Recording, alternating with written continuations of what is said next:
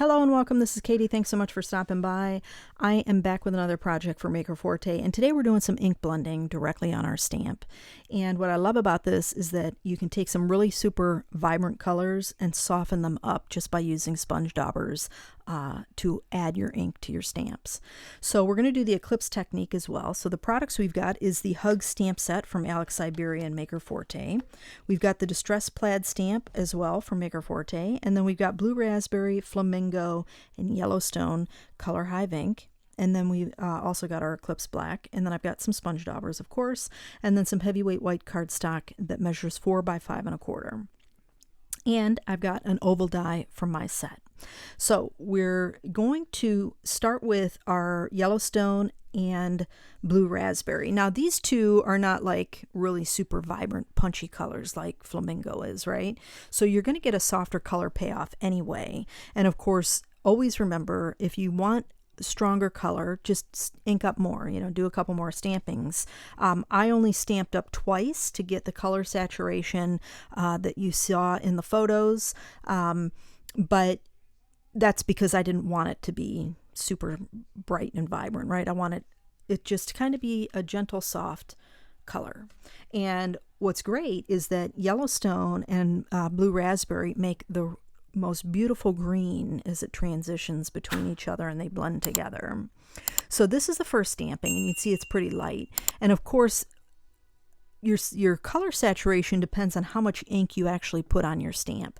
So I went a little bit lighter when adding the Blue Raspberry and the Yellowstone. I'm also waiting on some re-inkers too. But the Yellowstone and the Flamingo that you're going to see here in a few minutes, I added a lot more color. So my two, I only stamped that twice as well, but you'll be able to see the color saturation is a lot stronger because I added more ink, and here we're coming into that right now.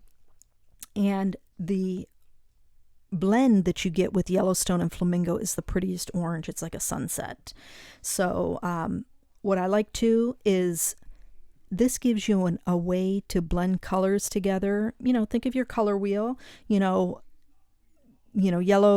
red, and blue, or your primary colors, but really it's yellow, magenta, and cyan. So if you look at the color Hive inks, they really do complement each other very well because it allows you to blend them and get different blends. So I encourage you to stamp out, swatch out your inks, any of them, but definitely your color Hive inks, because you'll be able to look at them and say, okay, that leans more towards cyan, right? Or this definitely leans more towards magenta.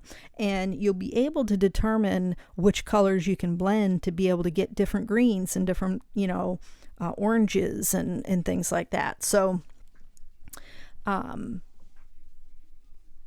anyway, first stamping done. You can see that's pretty dark actually compared to the first stamping that we got from the Yellowstone and Blue Raspberry. Again, I took a little bit more time, add a little bit more color. That's why I sped this part up so much. And you can see the color payoffs on those. Really vibrant, using a little sticky grid. Now we're going to do our stamping. I've got a little piece of sticky grid that I'm using there because I can't use my magnets with the die, but I'm using the die to line up where I want my floral image to go. And ink that up 3 times with some Eclipse black ink. I just show you a couple times here on camera, but it was 3 times.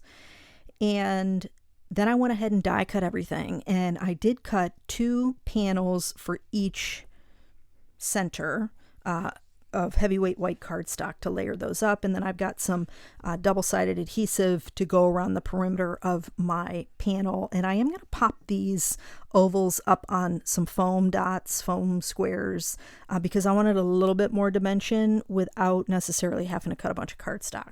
Now these strips measure 4 1/4, a 1/4 inch wide.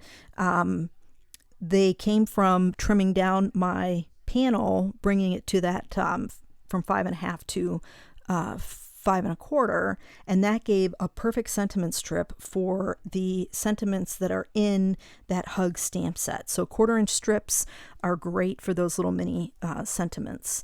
But that finishes it up. I hope you enjoyed the video. If you did, please give it a thumbs up, and don't forget to subscribe to the channel. Be sure and check the description box below and follow us over on the Crafter Party Facebook group. That's Maker Forte's Facebook group, and share what you guys are making. We love to see what you guys are creating. Here's some videos to check out, and thanks so much for joining me. I hope you have a fantastic day. I'll catch you in the next video.